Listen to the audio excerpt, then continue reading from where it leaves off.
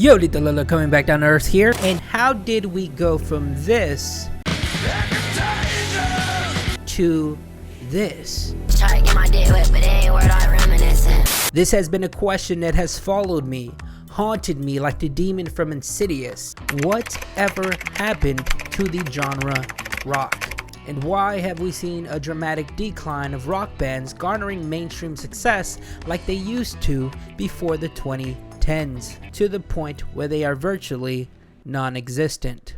I mean, if we take a look back at what we would consider to be the origins of rock to the early 2000s, it has gained an infamous and rebellious reputation among the masses, which ultimately is what captivated the youth of its time. It was a movement that advocated for the voices of the generation and always supported this opposition of the normalized systemic structure that we abide by, emphasizing that we don't have to follow a methodic and meticulous approach to society. Rock made it a contention that war, wealth disparity, oppression, and all these other hateful rhetorics that are used as a political weapon, that all of these things were inherently bad, and they made sure to highlight those messages in their songs. So when did the sudden collapse occur? And why has it been so difficult and detrimental that there hasn't been a single band with the same identifiable qualities that has generated any attention without having pop elements attached to them? Not that anything is wrong with a band like Men I Trust or the Marias, but where is the raw, unfiltered antithesis vibrancy that was brought with to the forefront with bands like Nirvana, the Dead Kennedys, or even Green Day?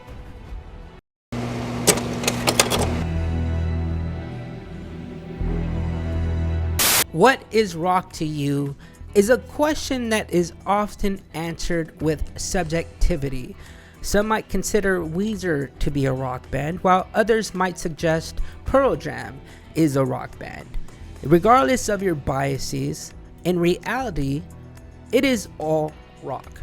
And sound, similar to Darwinism, evolves and changes over time, where it creates new branches in the family tree, whether that be alternative, heavy metal, emo, punk, classic. It is all inspired and derives from rock.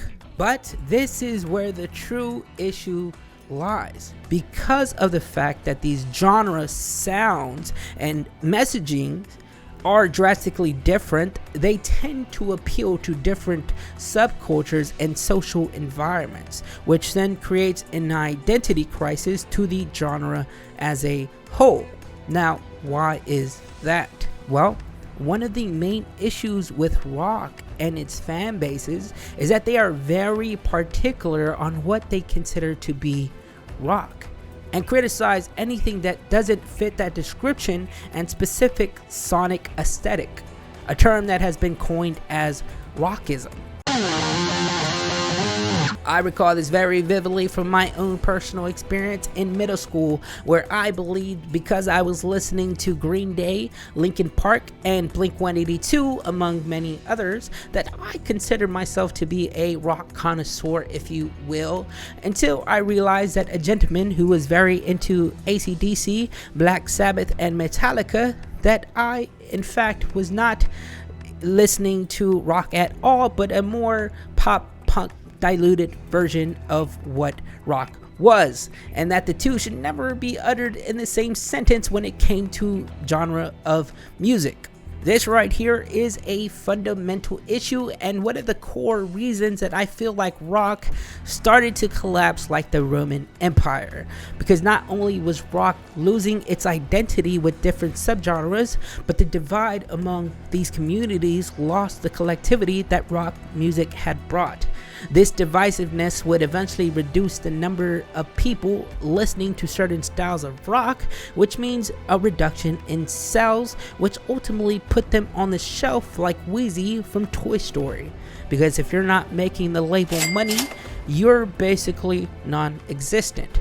Their demand begins to shrink, and these islands of different sounds start to drastically fade off into obscurity. Now there still is a demand for rock in all of its subgenres because even the younger generations choose to listen to albums from before their time, like from Radiohead, Smashing Pumpkins, Weezer, and even Paramore, who was able to make a resurgence because of the popularity that Hayley Williams was able to create from her presence on social media. But there hasn't been any new artist building a following and reaching mainstream milestones like their predecessors. Typically, if there is a band that is going on tour or gaining traction, it's a band that has already been established pre-2010s. So what happened in 2010 that changed the landscape of rock as we know it? Lady Gaga, Beyonce, Adele, Rihanna, Justin Bieber, Katy Perry, Kesha, and pop overall were hitting new strides in 2010, and maybe that was partially due to the introduction of the internet being normalized in your average developed home, which granted them access to YouTube where they could play these artists' music videos, replay their music a lot easier, and watch their content like their interviews and things of that sort. Now, pop has always appealed to a massive audience around the globe and have consistently been successful at releasing hits since its origins. But because of these technological advancements, it allowed for a more accessible connection to these artists, which only emphasized their value. I mean, you remember how they were treating Justin Bieber like he was the second coming of Christ? Never say never. And this did include rock and its subgenres to expand and garner more attention as well, but never to the extent as pop artists. In fact, rock, I don't believe, has ever been the dominant genre in the music world, but despite that, we're still able to hold its own when it came to their albums. Their bodies of work were approached with more artistic integrity in comparison to a pop artist who usually would focus on hit singles as their efficient financial strategy. A lot of bands were very successful at hitting that #1 album milestone that includes the likes of Nirvana, Linkin Park, Disturbed, Green Day, among many more. But that is when the executioners stepped through the doors, getting ready to behead rock's only source of survivability, like Elias Payne did to Ned Stark in Game of Thrones. Streaming services like Spotify and eventually Apple Music would dominate how we listen to music. Now, before I get into how it destroyed rock, I firstly want to explain the importance of the 1996 Telecommunication Act so that the greedy world of the music industry is best understood. A bill signed by Bill Clinton to enhance competition and deregulation in the industry essentially consolidated these money-hungry corporations to openly control and acquire radio stations, eliminating music diversity and heavily promoting mainstream artists to prioritize profits. This, I'm sure, severely wounded the rock genre because it prevented new bands to shine. Without the assistance of the airwaves, it made it intensely more difficult to reach audiences around the nation. But they still had a station that promoted their genre, and although it was typically popular songs that had priority, it still gave them a pulse, and eventually expanded to give life to bands like My Chemical Romance, Paramore, Fall Out Boy, The Killers, among others.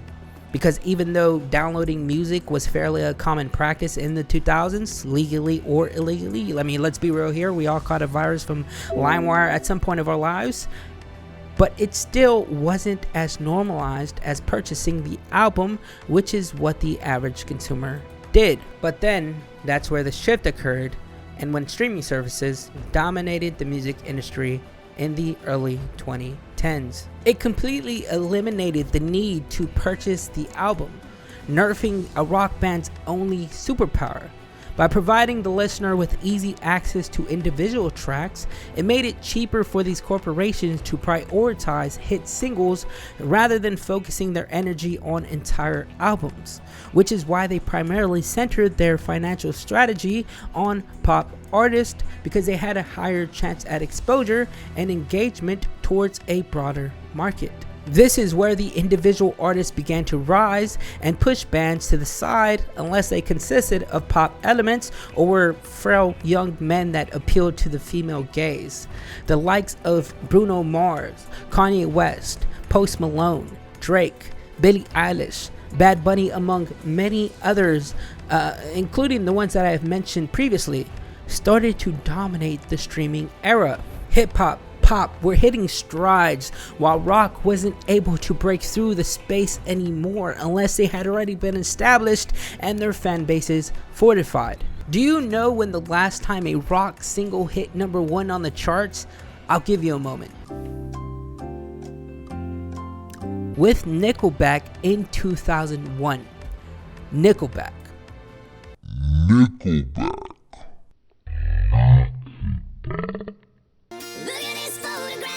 Nickelback and 9/11 in the same year, that's a terrible combination. But it only accentuates the evidence that rock's strategy and forte was to never focus on hit singles, which caused them to be demoted in the music industry's eyes and ultimately would create this.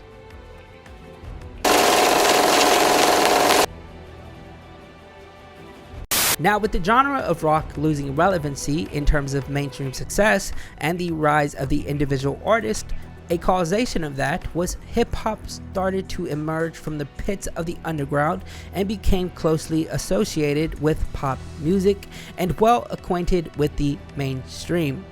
Now, hip-hop was already showing these signs throughout the 2000s with Eminem, Jay-Z, 50 Cent, and Lil Wayne. But with streaming services becoming the central feature for the distribution of music, hip-hop, just like pop artists, excelled at making hits, which really pushed them into the mainstream, even to the point where hip-hop was more prevalent than pop for a snippet of time, where pop artists needed the assistance from hip-hop artists to generate numbers and reach a larger audience. I mean, do you recall the infamous Katy Perry clip with the Migos? Now, this would create a dream for a lot of young aspiring artists who no longer want to be a rock star, but a rapper. Because it's basically the same lifestyle, you know, money, drugs, women, fame, everything is similar, just a different font. And to top that off, it's a lot easier and cheaper to be a rapper. A music corporation or the artist's budget doesn't have to invest in live instruments or even learn, for that matter. They just have to pay a monthly fee for recording software and have a skilled producer create the sound for them. And then they rap. It's unfortunately the new reality, and a lot of newer rock bands haven't been able to adapt to the new system. So, what could be a solution to prevent the extinction of the genre as a whole? TikTok, as of now, is a successful gateway to attract massive audiences due to its high global reach, and has been a platform where indie, rock, pop bands have been able to flourish in the spotlight with their more catchy and approachable songs. Examples of this is Steve Harrington's band Dejo with The End of Beginning, Clay Jensen's band The Wallows with Are You Bored Yet featuring Clairo, and with Men I Trust with Show Me How. So there's definitely still an audience with live instrumentation, and I don't think that would ever go away, which is why a lot of older bands and their more popular songs have gained a resurgence through TikTok as well. These newer bands just need to learn the algorithm and how to effectively integrate themselves into these trends and adapt to hit singles, because if they don't, who knows what could be the outcome of the rock genre. So yes, rock is still alive and well, but who's to say it isn't actively on a lifeline as we speak? Sure, there will always be an appreciation for older rock music, But if there currently is no substantial innovative developmental system to establish new rock artists into the mainstream, how many decades, years before they fade off into the wind? I mean, if we take a glance at the biggest bands to still receive mainstream relevancy, majority of them originated in the 90s to the early 2000s, which is a food for thought. These older bands will eventually perish, as we all do someday, and then the inevitable will happen. Similar to a species going extinct, a remnant of our conscious creation might soon meet its maker as well. Anyways, that's all from me. I'm off to another dimension. See ya.